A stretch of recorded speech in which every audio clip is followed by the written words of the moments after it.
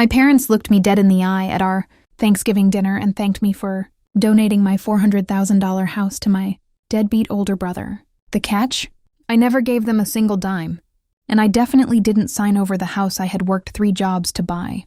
They thought they had committed the perfect crime against their quiet, pushover daughter, but what they didn't know was that my boring computer job they always mocked actually made me a certified digital fraud investigator for a major national bank. And I was sitting at that very dinner table with a briefcase full of undeniable evidence that was about to send both of them to federal prison. To really understand how we got to this point, you have to understand the dynamic of my family. I am 26 years old, female, and my name is Riley. My brother Chase is 32. If you grew up in a family with a golden child, you already know the exact nightmare of my childhood. Chase was the sun, the moon, and the stars in my parents' universe. If Chase got a C on his report card, my parents would take him out for ice cream to celebrate his effort. If I got an A-, they would ask me why I wasn't studying harder. When Chase turned 16, they bought him a brand new car, fully paid off, so he wouldn't have to stress about transportation. When I turned 16, they gave me a bus pass and told me it was time to build character. The disparities only grew worse as we got older. Chase was sent to a highly prestigious private college with a fully paid ride, courtesy of my parents remortgaging their own home. He dropped out after exactly 3 semesters because he decided he was going to become a crypto entrepreneur.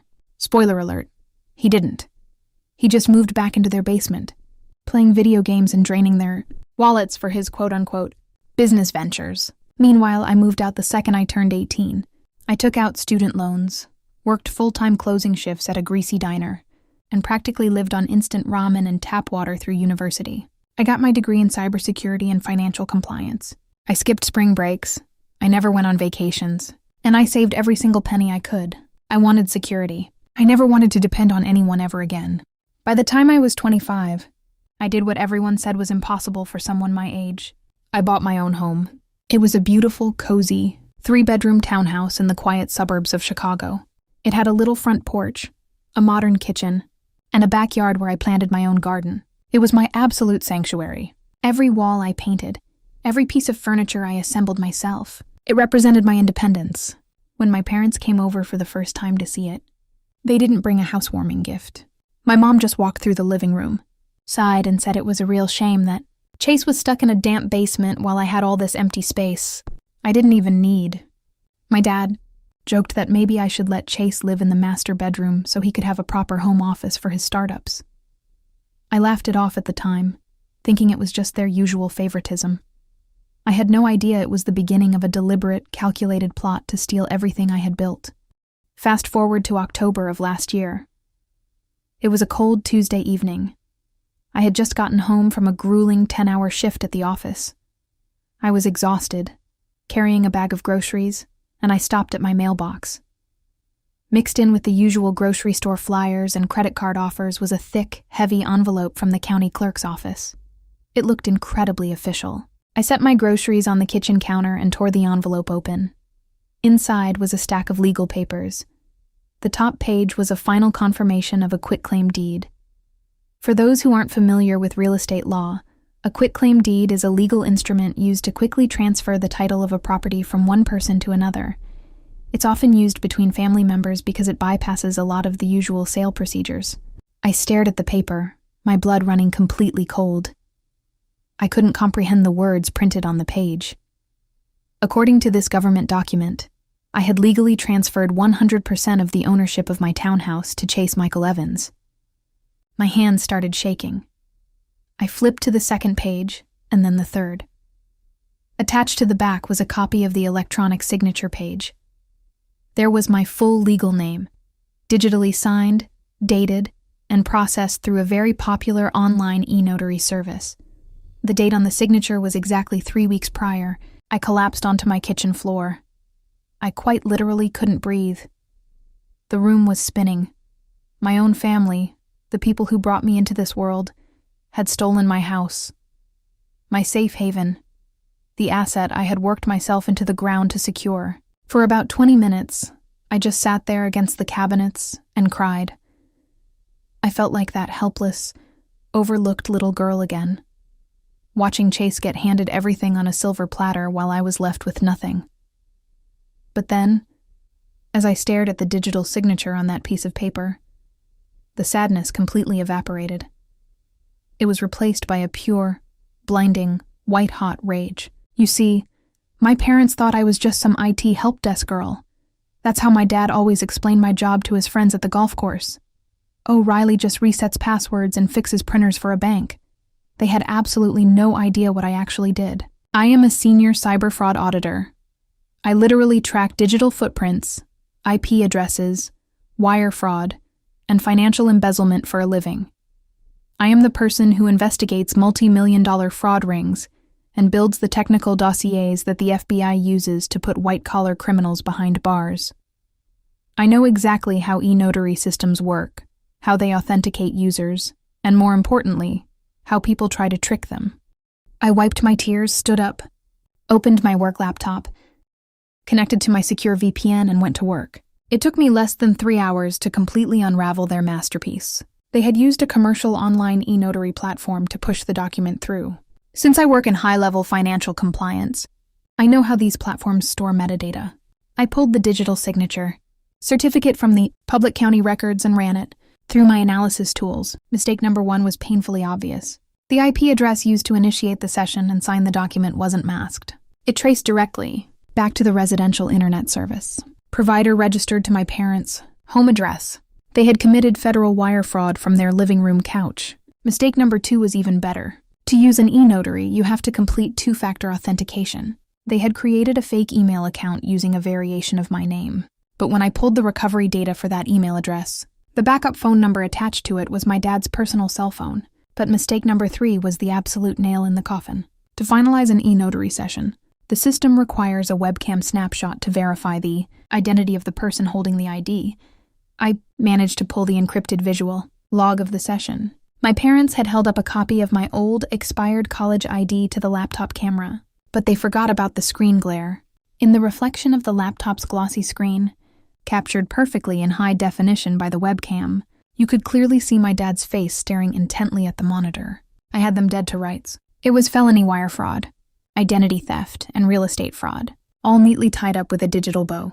But as I sat there staring at my dad's reflection, I realized I was missing a piece of the puzzle. I needed to know why. Why were they doing this now? Why take such a massive, insane, illegal risk just to give Chase a house? I dug deeper. I ran a comprehensive background check on my brother, searching public court records, civil filings, and financial judgments. It didn't take long to find the smoking gun. Chase hadn't just been down on his luck with his crypto business. He had secretly been sued by a group of his former private investors. He had embezzled over $150,000 from a startup fund he managed, using the money to buy luxury watches and fund a lavish lifestyle. The court had ordered a settlement. The deadline to pay the investors back and avoid serious criminal charges was November 1st. It all made sickening sense. My parents didn't have $150,000 in liquid cash to save their golden boy. So they decided to steal my $400,000 home, transfer the title to Chase, so he could immediately leverage it for a massive collateral loan to pay off his criminal debts. They literally decided to destroy my life, steal my future, and leave me homeless, just to save him from the consequences of his own actions. I could have called the police right then and there. I could have sent my file to the title company that night, but I didn't. I wanted to look them in the eyes when their world fell apart. I let 3 agonizing weeks pass. I let them think they had successfully pulled it off. Whenever my mom called to check in, I forced myself to sound normal, cheerful even. It took every ounce of willpower I had not to scream through the phone. Then, Thanksgiving finally arrived. I showed up to my parents' house carrying a freshly baked pumpkin pie and a sleek black leather folder. The house smelled like roasted turkey and stuffing. It felt so domestic, so incredibly normal, which just made the whole situation feel even more psychotic. We all sat down at the dining room table. Chase was sitting across from me, looking exceptionally smug, mindlessly scrolling on his phone. My dad was standing at the head of the table, proudly carving the turkey. That's when my mom poured herself a glass of wine, smiled this sickeningly sweet practice smile, and looked at me. "Riley," she said, her voice dripping with fake emotion, "your father and I just want to say how incredibly proud we are of you. Giving your house to your brother so he can get back on his feet.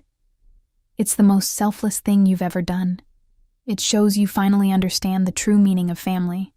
We know it was a big sacrifice, but Chase really needed this win." Chase smirked, not even bothering to look up from his screen. "Yeah, thanks, little sis. You owed me anyway for taking all of Mom and Dad's attention when you were a kid. Enjoy apartment hunting." I slowly put my fork down. The clinking sound echoed in the sudden quiet of the room. I looked around the table at these people. They shared my DNA, but looking at them now, they felt like absolute monsters. "I didn't give you anything," I said. My voice was calm, steady, and ice-cold. The room went completely dead silent. My dad stopped carving the turkey. The knife hovered in the air. He pointed the carving knife in my direction, his face darkening. "Don't start your dramatic nonsense tonight, Riley. We aren't doing this. The county already approved the transfer. It's a done deal. You signed the e-documents. We have the legal proof." I reached over to the chair next to me, picked up my black leather folder, and tossed it right into the center of the table. It landed hard, right next to the Thanksgiving turkey, knocking over a glass of water. "You mean the e-document signed from IP address 192.168.1.14? I asked, leaning forward. "Your personal home router, Dad? The one sitting on the desk in your study?" My dad's face instantly dropped. The color completely drained from his cheeks. "Or do you mean the authentication email?"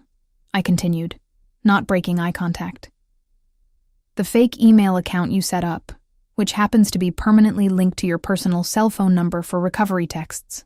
My mother started to stammer, her wine glass shaking in her hand.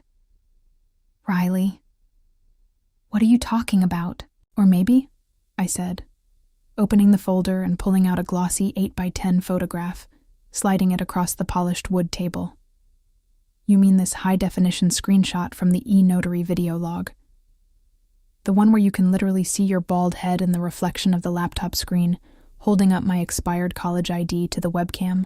Nobody moved. Nobody breathed. The silence was so heavy it felt like it was crushing the air out of the room.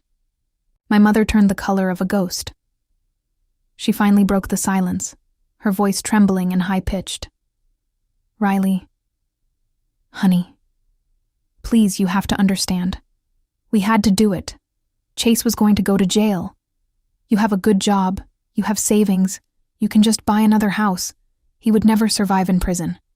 "Chase embezzled $150,000, Mom," I yelled, finally letting my anger break through. "And your brilliant solution was to commit 3 separate federal felonies against your own daughter to cover it up?" Chase stood up so fast his chair crashed backward onto the hardwood floor.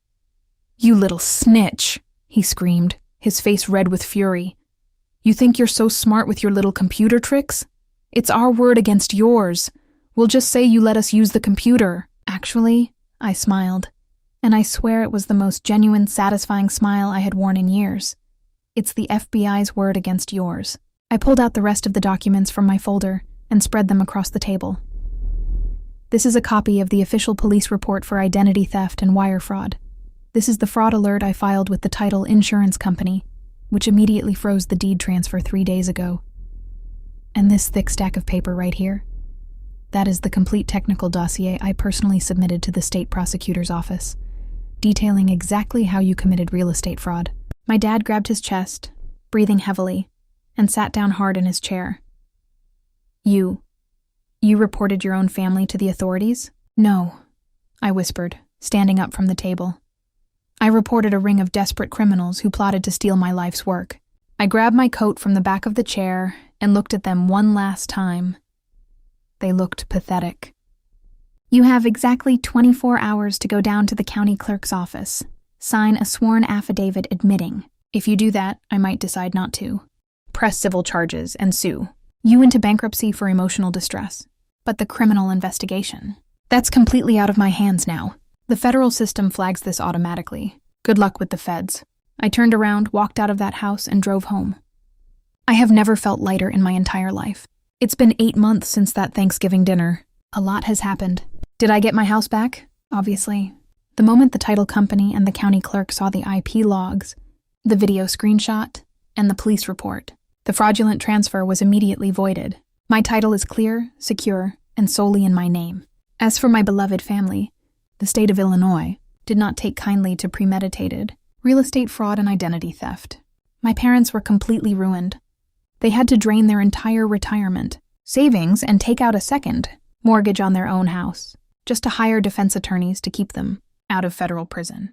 They eventually avoided actual jail time by taking a massive plea deal, pleading guilty to lesser felony charges. They are both currently serving 5 years of intense, highly monitored probation, and they have felony records for the rest of their lives. But the absolute best part of this whole story is what happened to Chase, because my parents couldn't secure the fraudulent loan against my house. Chase couldn't pay back his angry investors by the November 1st deadline. The investors took their evidence straight to the police. Chase was arrested for grand theft and embezzlement in February. Because he had prior offenses, the judge didn't show any mercy. He is currently serving a 3-year sentence in a state penitentiary. The golden child finally got a reality check. Last week I was sitting on my back porch, drinking coffee and looking out at the garden that I planted, in the home that is 100% legally mine.